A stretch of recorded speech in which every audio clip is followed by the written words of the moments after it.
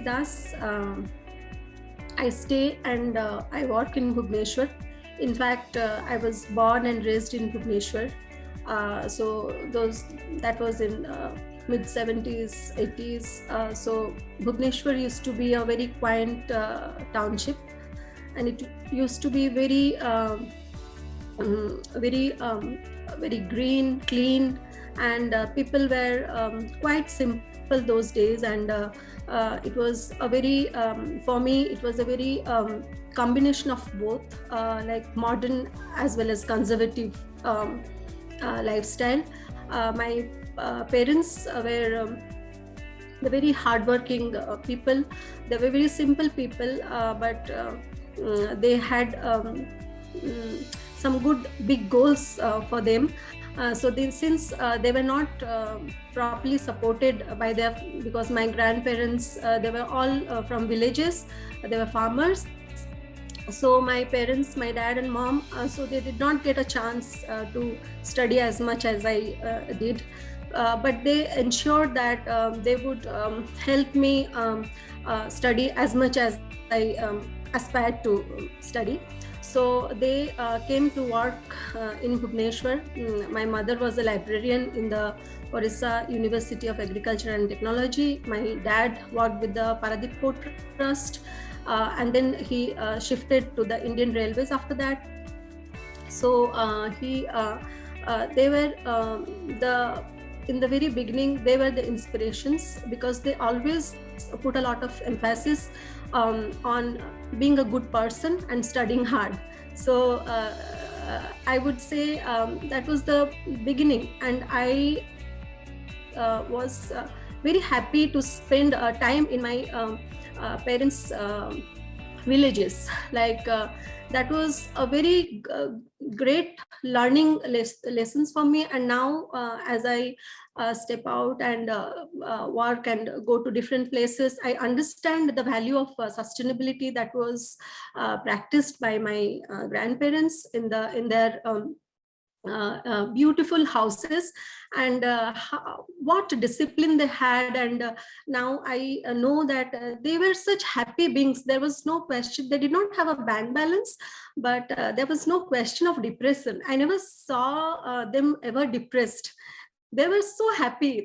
They worked until their mid 70s, some maybe 80, like that. But they were so happy. So that's the difference. I observe that although we have so much of material possessions, but that happiness, that smile is somehow missing in old people. And that was the foundation, I would say. I studied in Bhubaneswar in the DAV public school that was under the CBSE board, and that was a great beginning for me, because I came across wonderful teachers. So they were really inspiring. That's the reason I told, because it was a fusion of conservativeness and modern, because I got the view of the world through them. And they were very nicely dressed, and I was always inspired by the way they were dressed, those lipsticks, the smartness they carried. So as a child, I always loved to be in the classes, the English they spoke. So it was very good for me. And I never stood first in the class, but I was among the top 5. So they always encouraged. It was very encouraging, and they always appreciated my efforts, were always appreciated.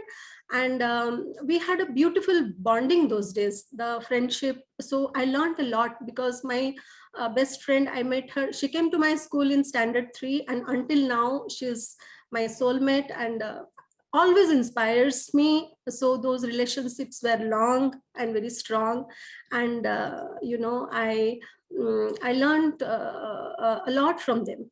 And from school, like the subjects were the same CBSE stuff, like English, mathematics, social studies. And I developed a very strong feeling, a love for science. And I would definitely mention in school, we were there, since it was a Dayananda Anglo-Vedic school, so we were initiated to the Vedic culture. So we had havans, there was no idol worship in the school, and we were into havans, and I loved Sanskrit because it introduced me to Upanishads and the Vedas. So those were, I was a very young, in that, I now I realize in my young mind. So that had a very strong impact. Our ancient literature, my exposure to the ancient literature, and my Sanskrit teacher, we had a beautiful bonding with her. She was very strict, but she was very understanding, and we had a very beautiful connection with her. And we loved the subject, and in the Havan classes, as we did the chanting and all, so it actually helped, I would say, enlarge my conscience. So I was no more into very typical thinking, that I would just, narrow thinkingness was getting diluted. So I was very grateful to God and to my teachers, really, for that. And then for my college, my higher secondary, I took admission in the College of Basic Sciences under the Odisha University of Agriculture and Technology. And then probably during my 2 board exams were important for us, like the 10th board, CBSE, and then the second one, because after that our careers are launched. So my mom always used to say that since you have love for science and biology, so you should choose to be a doctor. That was probably instilled by my mom. She probably wanted to be a doctor, but she couldn't because of the different hindrances, economical and stuff.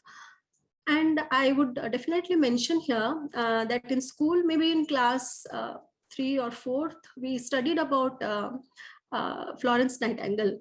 And I would say that she was probably the first influence in my life who was a virtual influence, whom I studied about in the book.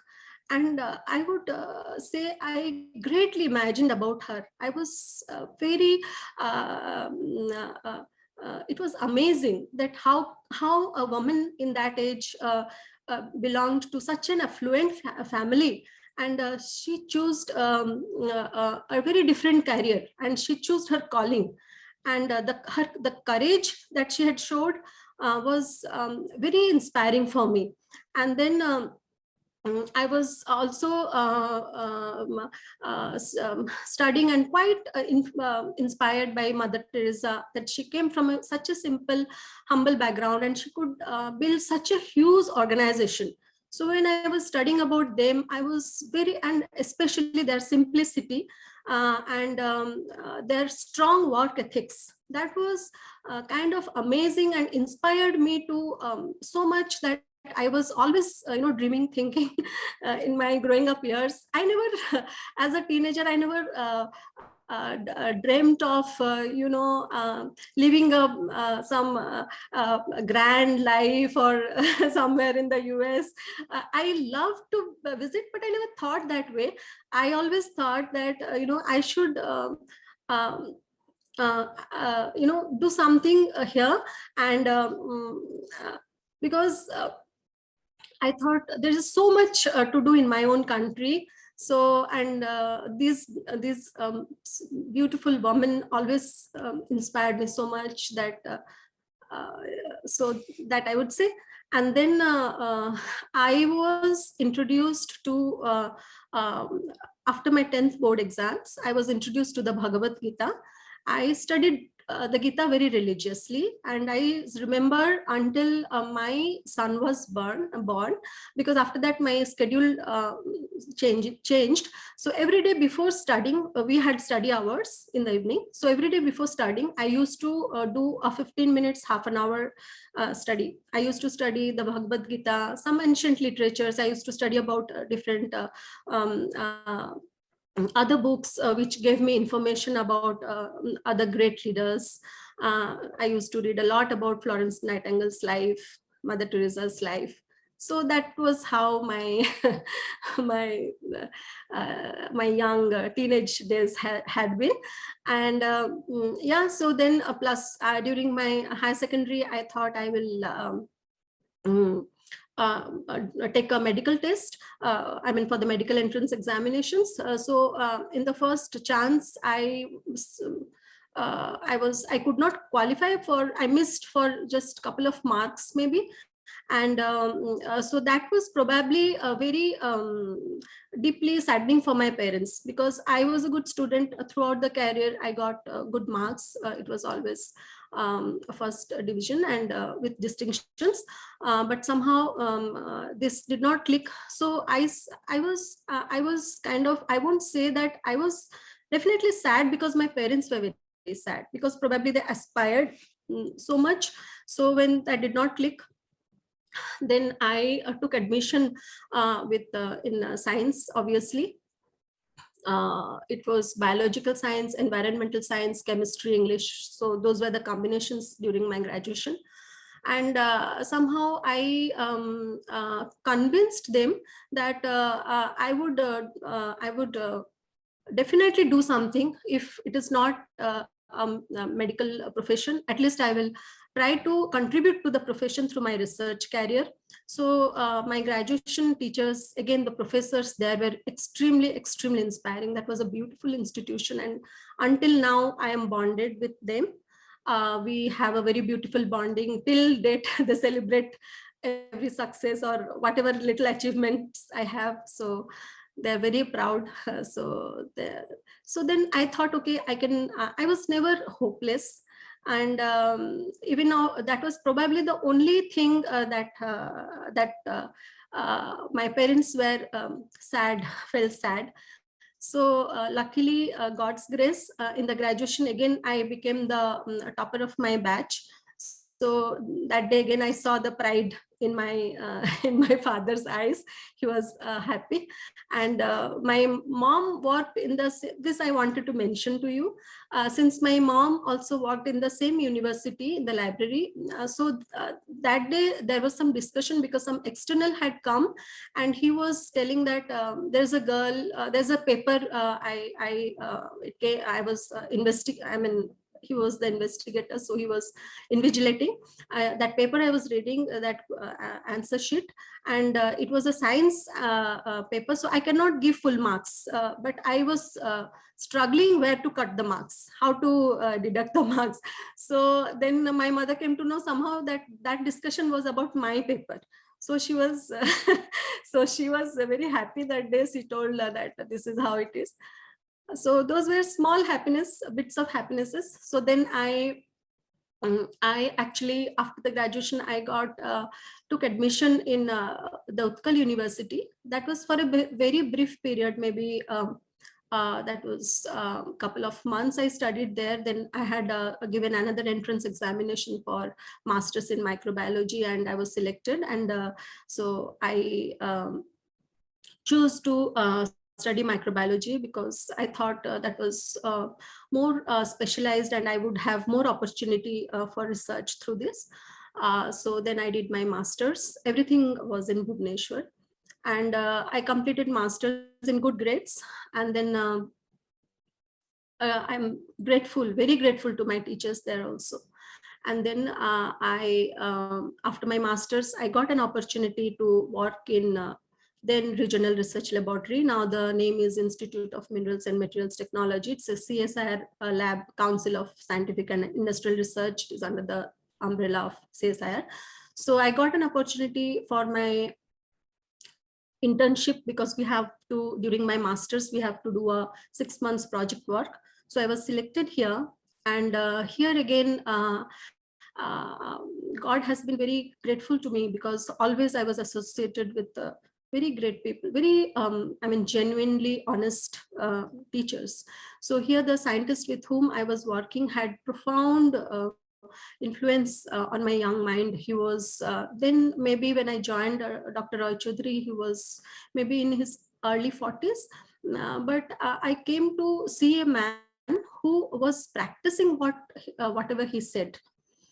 He was he was a silent worker and such a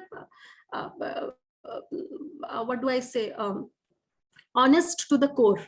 So he was and very typical disciplined man. And I saw he lived in a joint family, and he had such a beautiful relationship with his wife, child, parents.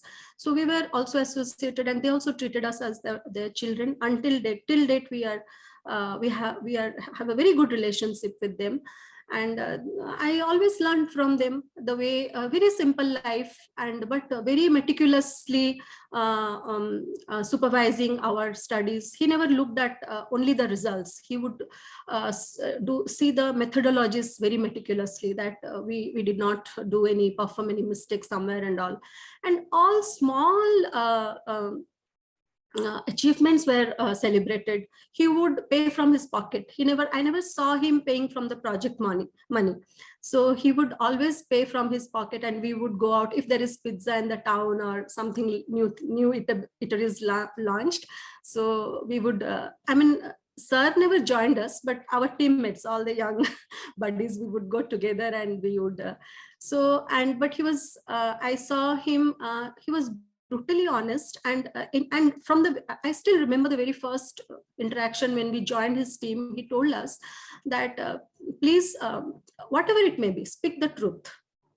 So I should, because if sometimes I see that you guys have done something wrong, and placed it in a different way to me, I would not take it easily. So that should be, the truth should be the.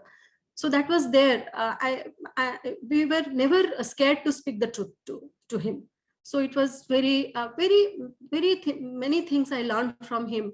And the man, he had some exposures at that time. I remember he had traveled to Europe and other countries, Australia also. And he was avid reader. So he had a very broad-mindedness, I could see. He never questioned about our personal these things. It was a very professional atmosphere, and there was compassion. He was very kind-hearted, and I always felt that he was just like my father. So very safe. I felt so safe, and other young girls, boys working. So in a sense, he instilled that sense of belongingness. Now the my teammates, we are all different places. We are all working in different places, but we are still like, nicely bonded. We feel for each other. We celebrate each other's success, and those things are still there. So those human values, I'm really grateful for those human values. And one very good thing, Dr. Roy Chaudhary, full name is Dr. Gautam Roy Chaudhary. Dr. Roy Chaudhary was so brutally honest. He never flattered when my first publication came. I still remember, I was so happy. Then he was saying, see Trupti, this is just a okay kind of journal, so you need not be so. And he never gave us big hopes that, okay, if you do this, I will help you do that, or never gave us big hopes. But we saw that even very silently he supported our work, and in fact our lives are launched to a good new era. And there this man played a very important role. His wife also, she was always a silent supporter, and always invited us to eat in their house, and it's a very happy thing that was. So that was my PhD. Gradually, I decided, okay, I will do my PhD with Dr. Roy Chaudhary. He never actually told that you have to come join me. In fact, he told that you are a microbiologist, but I am a chemistry. So you think twice, otherwise you can go to some other place. I can help you find a better place. Then I decided, I had chosen, no sir, because I feel I'm very comfortable working here. And this is a multidisciplinary research work where biology and chemistry, both things were pursued. So I decided, no, I will join here. So then I qualified the CSIR Senior Research Fellowship, and Dr. Roy Chaudhary was my guide, and my other guide was a microbiologist. He is a very well-known personality. Recently, he was awarded with the prestigious Padma Shri. He was Dr. S. Ayappan. He was an aquaculture person, but he was a microbiologist. So he was because one of the persons has to be, one of the supervisors has to be a microbiologist. So sir was there, and Dr. Appan also, although I worked in a separate lab, but he had been a very constant source of inspiration. He was a great leader and a great scientist. He was, very approachable man. And mostly he would go to the very humble, such a humble person. So I think that's the reason this scientist rose to such high level. So I completed my PhD, and during the same time, actually, some scientist posts were advertised, and God's grace, I through some competitive tests, I qualified, and then I joined CSIR IMMT Institute of Minerals Materials Technology as a scientist, and that is how the career started. And do you want me to speak more about my career as a scientist? Then this is how my student life came to an end. So professional life started after this. When I joined as a scientist here, so this became a new, altogether a new era, new place. I mean, because I was on my own now. Because previously my supervisor was there to guide me through this, that. Whenever I still remember when I wrote my first patent, so that patent was getting reviewed, and there were so many questions. I that time I was still working for the PhD, and the patent was getting reviewed. So I remember that my supervisor, after a certain point, after I think 4 or 5 years with him, so he did not interfere in anything. He gave us a complete freehold. He gave us a free thing that okay, it is now up to you. Whatever I had to give, I have given you. So now don't come back to me unless and until it is extremely something really urgent or something. So he tried, because we are especially in Indian scenario, I think you can understand that we are always we stay in joint families, and also we are always like looking to them, to our seniors to help and stuff. So now I am very appreciative of Dr. Roy Choudhury, because after a certain point he stopped. So initially I thought that sir is getting so rude and all, but then I figured out my own ways to deal with the problem, and that instilled a lot of confidence. So then when I joined as a scientist, I was initially, they took me as a member. There was a mega project on, so they took me as a member, and I took some time to learn how to be on my own, do things on my own. And during that time, I was again, there was a Department of Biotechnology call for, it was a overseas associateship. So I had applied, and I was selected for that. So I got an opportunity to work in the University of Utah, that was in the US, and that was a 1-year associateship. So I was working in the civil and environmental engineering department there, and that was my first trip abroad. And yeah, I would say that the experience in the US was instilled my confidence even more. So I learned to be many things there. First of all, to set up a home there, do everything without parents, because during my PhD, I had got married, and again, I married to a joint family. So my parent-in-laws were there with me. So we stayed together. So initially I was with my parents, and then I stayed with my parent-in-laws. So now in the US, that was the first time I was on my own. And the University of Utah was a very good experience for me. The experiments there, the field trips, instill a lot of confidence into me. So then I returned after completion of that 1-year work over there. I returned to my parent laboratory, And then I was supposed to write my own proposals for my own funding, because my vision was much more clearer.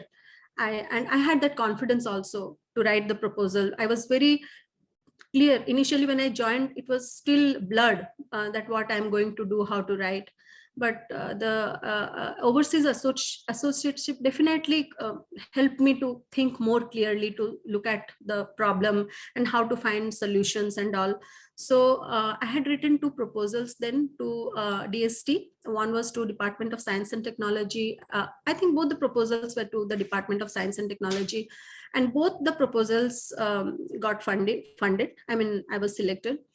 So that was a very thrilling moment for me, because for the first time I was having my own project and I was the leader of that project. During the same time, so this is a very important thing which I wanted to mention to you. When I had written, because when you write a proposal, you wait for the funding. So there is a time gap for that, because the proposal will be taken, reviewed. So the process takes almost 6 months to a year, 1 year. So during that time, one of my senior colleagues, Dr. S.N. Das, he was superannuating, he was retiring, and he had set up a beautiful observatory. It was atmospheric science observatory. So he had,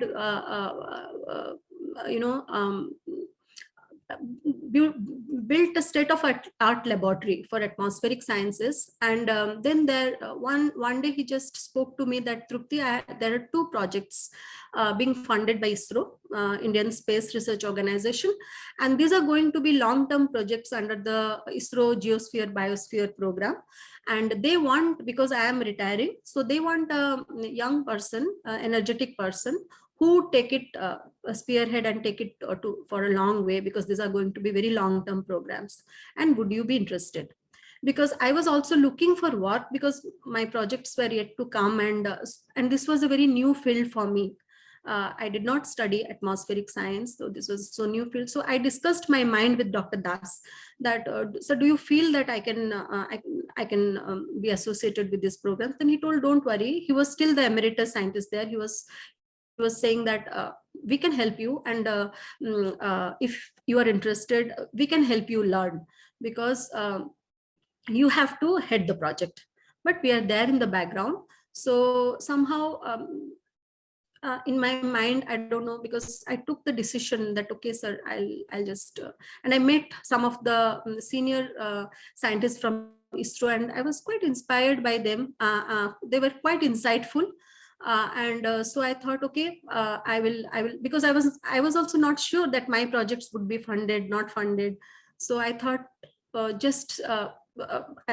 cannot sit just like that, and there are some new projects in hand, so I must give it a try. So I said yes, and those two projects were although they were the brainchild of Dr. S.N. Das, but I took over. And here I would like to mention that when I was very just about to submit the thesis and just coming to understand about research. So Dr. Kalam's, Professor Kalam, Dr. Abdul Kalam's books, once some friend maybe on my birthday had given me that gift, The Wings of Fire. So when I was reading his autobiography, I was so inspired. And I was dreaming about physical research laboratory. I was dreaming about Vikram Sarabhai Space Center in Tiruvananthapuram. So very clearly in my mind, I was seeing those places, how Dr. Kalam, and he was such a humble man, such a great scientist. Personally, he was so good, such a good human being. I was so inspired. And so when this ISRO thing projects came in, so I was, without a second thought, I thought, okay, I joined. And I would say that through these projects, I traveled. And then I was working in PRL, Physical Research Laboratory.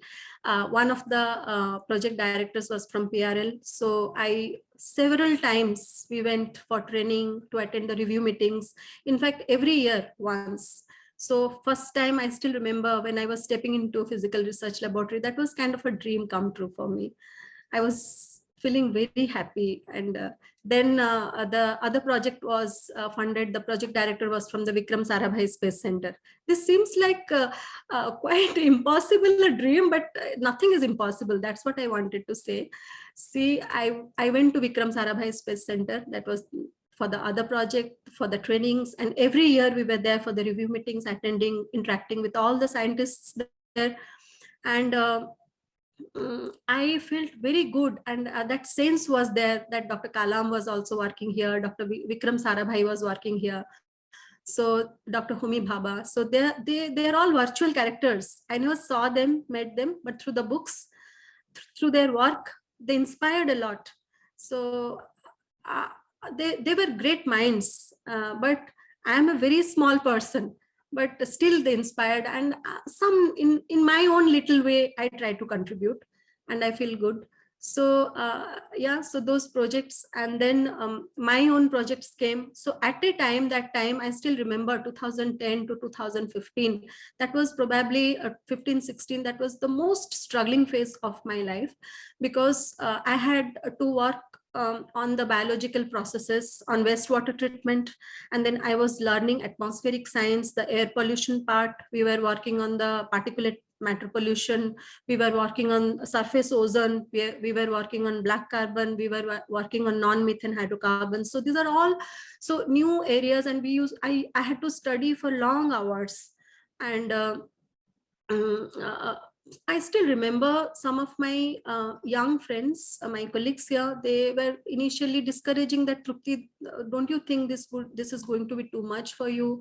So just concentrate on your microbiology part. Why you... but somehow, maybe I would say my love for science, to learn more, or my inspiration and my longing to work or be associated with physical research laboratory scientists and scientists from VSSC Tiruvananthapuram. So somehow I couldn't leave them. I thought, no, even if it is, I have to stretch myself, it's okay for me. And God's grace, the team gradually started building up. We had very young aspiring scholars. Then I would say that initially, although I took up this atmospheric science program project, but I was very when I thought, okay, actually in science we get recognition through our publications, through our papers, which are published in very high impact factor international journals. So I thought, definitely I thought that I was a little nervous as well, that whether I will be able to publish, because this is completely new area for me. I still remember the first paper came out in that was a Indian journal, but quite of repute. It was from Indian Institute of Science. The journal is published, and that was the first paper. That was in 2012, and I am happy to share that today we have 35 plus publications with in atmospheric science only, and with we have collaborations not only with ISRO but with Indian Institute of Science, with the University of Manchester in the UK, with the US, many scientists in the US, and gradually this the work was known and was appreciated in the review meetings. And here I would one experience I wanted to share here with you. During one of the review meetings, actually in that was in Tiruvananthapuram Vikram Sarabhai Space Center, they had a symposium that time, that was National Space Science Symposium. During that time they had clubbed the review meeting, so we were asked to present our work, and that was a big committee and many experts were there. So I still remember initially I was kind of, because there were these people were all very insightful individuals and very big scientists. They have done a lot in their area, because ISRO is very well known. That is the reason it is of repute. And so I was there to present my work, and I won't say that I was feeling very confident or something, or very nervous. It was nothing like that, but I just wanted, okay, I should speak the truth, whatever we have done. And I presented the work. and I definitely told about whatever hurdles we had faced, and whatever we are doing. So everything I presented. They gave us 15 minutes, I remember, and I completed the presentation. So after the presentation, there will always be a group discussion. Then the experts, they would say about the work. There would be a discussion. We were all sitting in that room, and the chairman of the committee, he took the name of our laboratory and he took my name, and he told, I'm very proud that this lab has done some. I was really surprised. I never thought. And that day actually I was kind of very moved. So I was I was grateful to God that he has given strength, and I know, we all know that he is working through us. So he gave the strength, and the work was well appreciated. On all my colleagues, they came out and congratulated that it's good, Trupti, that the work is appreciated by the committee. The chairman is speaking good. So that gave a lot of confidence. Initially, when I was thinking whether we could do, not do, atmospheric science is a new area. But God's grace, it is progressing well. And the biological projects also went well. We had PhDs, students completed their PhDs. They are well placed.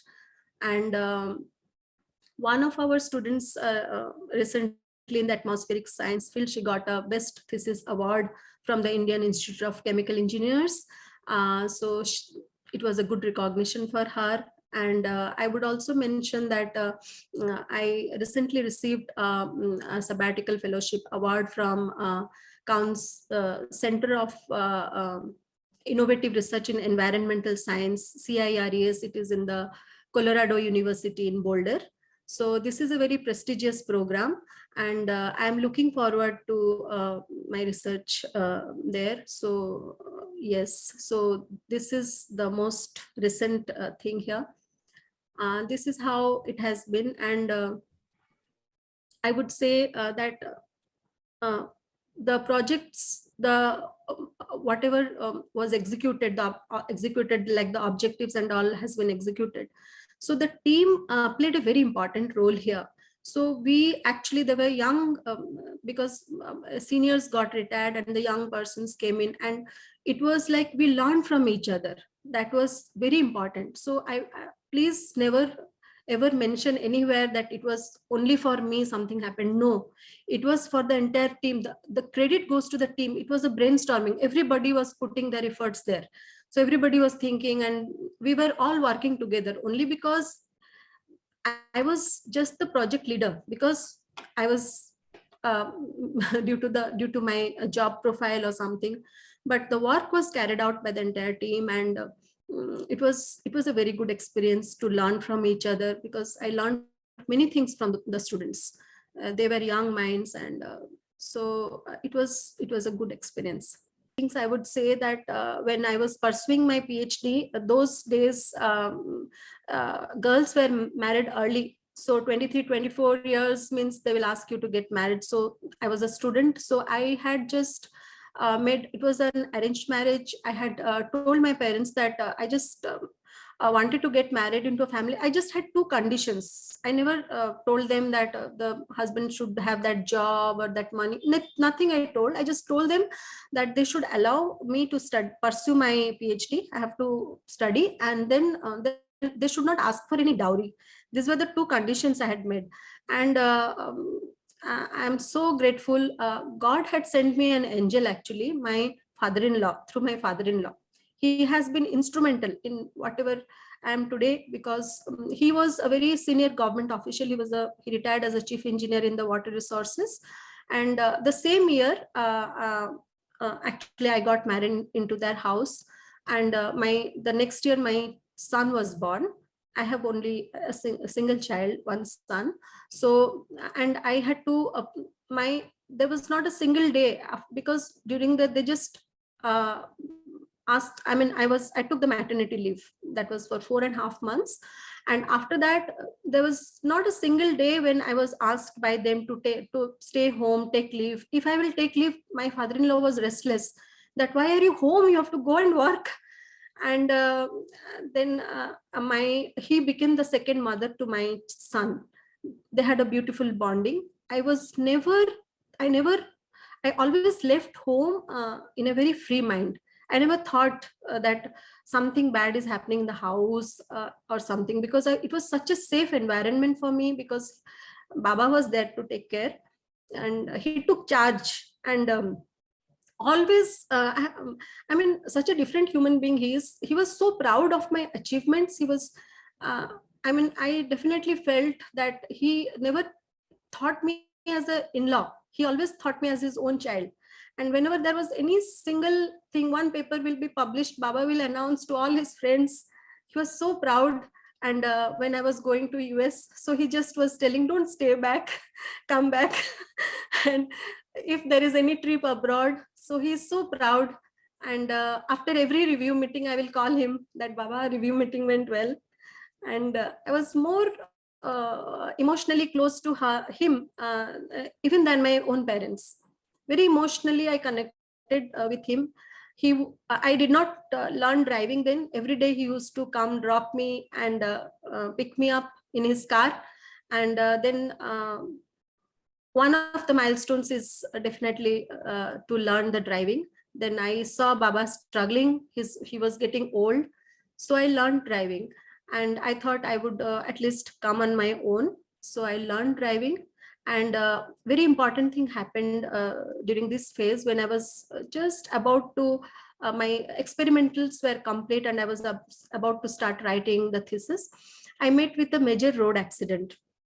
And that was very bad, because unfortunate that I got a multiple compound fracture on my left knee joint. The joint was completely gone.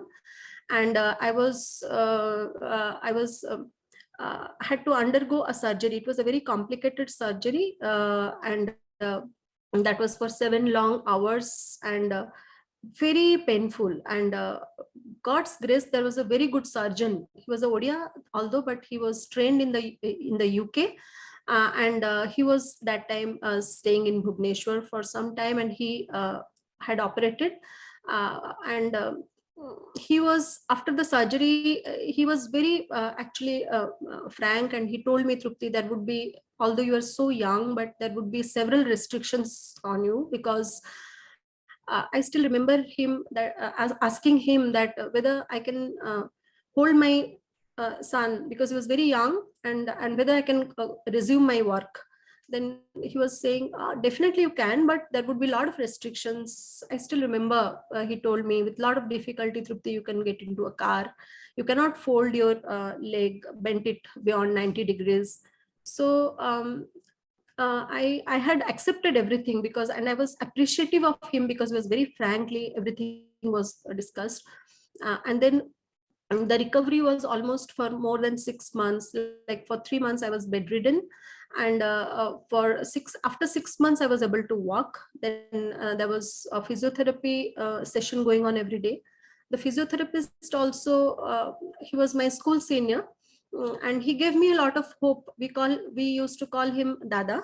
He's a Bengali guy, and we used to call him Dada. Dada gave me a lot of hope. He told that you can do everything, Trupti. Don't be scared, because there are football players. They have multiple operations on their knees.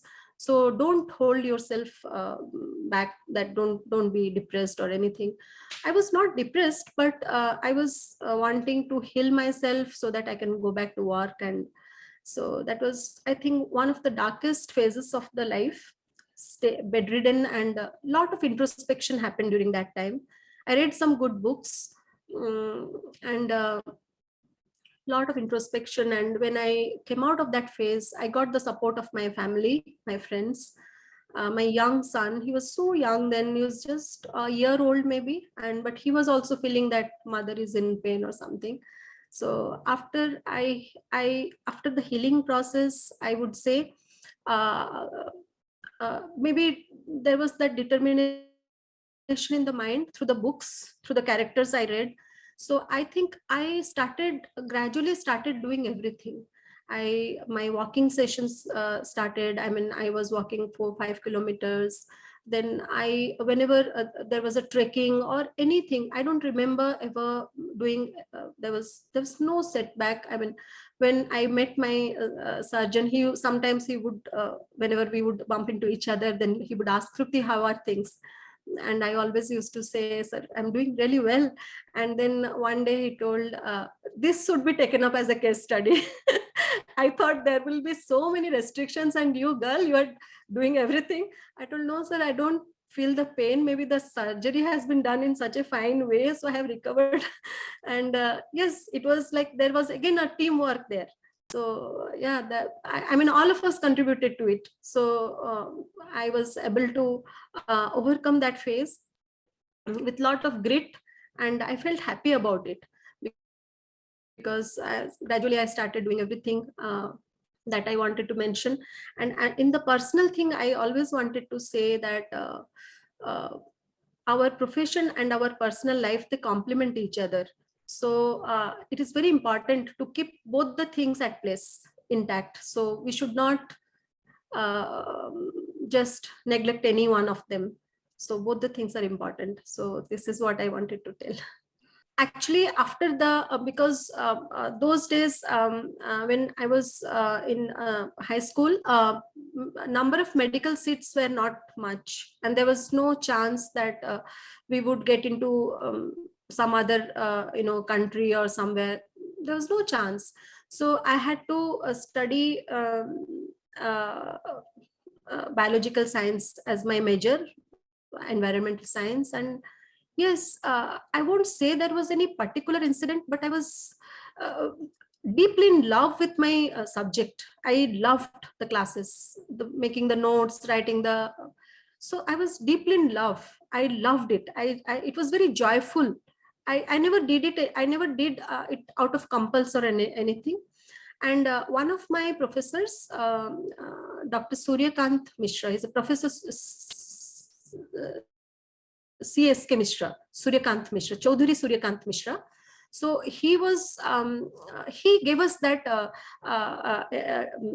insight about the view about that. See, about the research scenario. It was very inspiring. He used to say that you can have a very nice career, you can travel abroad, and he gave us the information about laboratories in the US, in Germany, in Russia, so in different other places.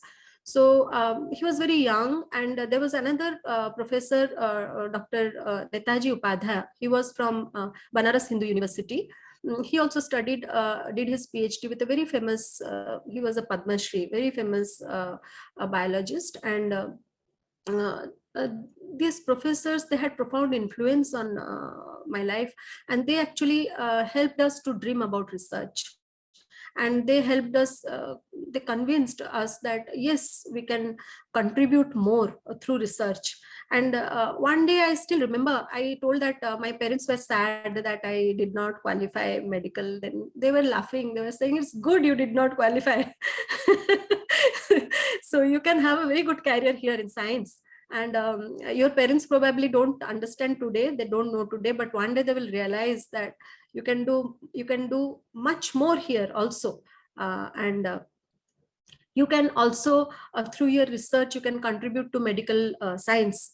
So I would very humbly share with you that today we have a collaboration with All India Institute of Medical Sciences in Bhubaneswar, where we are studying the impact of the various fine particulate matter on human health.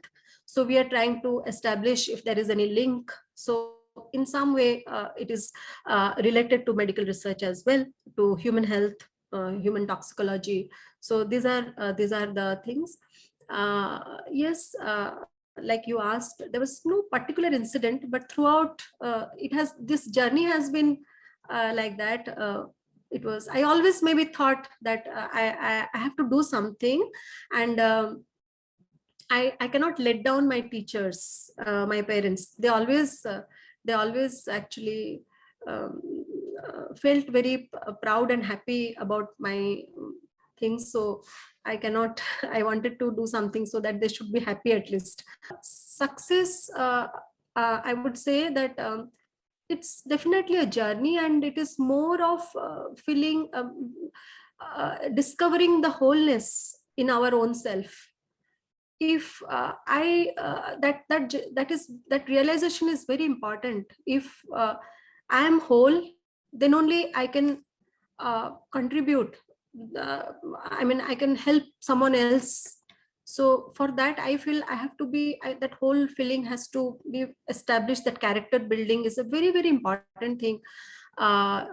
Yes, I like very inspiring words from Swami Vivekananda's books. He had a lot of lectures. I used to read a lot of lectures in the complete works of Swami Vivekananda, where he put a lot of stress on character building. That is very important, I think, because through that probably we will realize our own potential, and the self-confidence is very, very important. So I think then we will realize that there is no particular thing called as success, or no particular thing called as failure. I think it's a journey, and both the things are important. Success and failure, they complement each other. And yes, I would say, since we are working, we live two lives, like one in our workplaces and one in our homes. And I also learned a lot from my home life, because when I go back, I love to work in my house and do things for my family. And I feel a strong sense of belongingness to both, because my work mates are my other family. So yes, I think this is important. Like, we cannot just hate failure, because failure is also very important for us. And we cannot be too proud of success, because that is not long lasting. After some time, those things are all, we have to renew ourselves every day.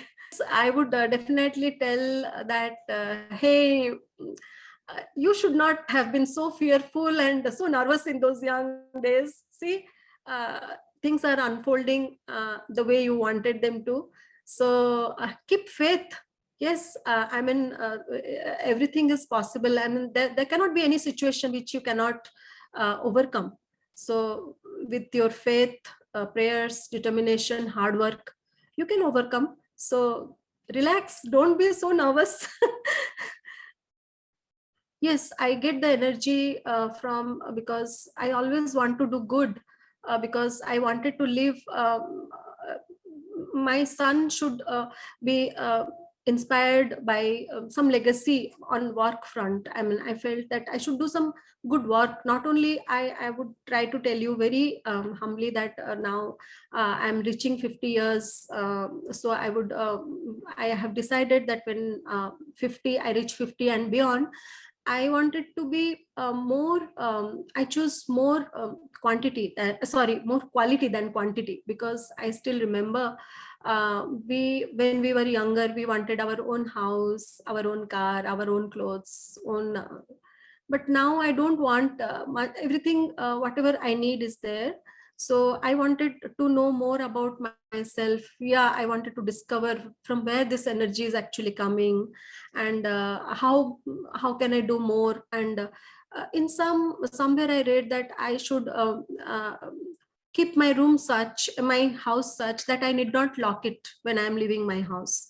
So that is a very inspiring thing for me. I wanted to stay in a place which I need not lock it. So that is, if there are books, if somebody wants to come and steal the books, let them steal. Let them do, but I should be feeling safe even when I'm leaving my house. I wanted to live that life now for me. So I wanted more to concentrate on the quality. And yes, I also have to think more that yes, God is probably giving that energy to me.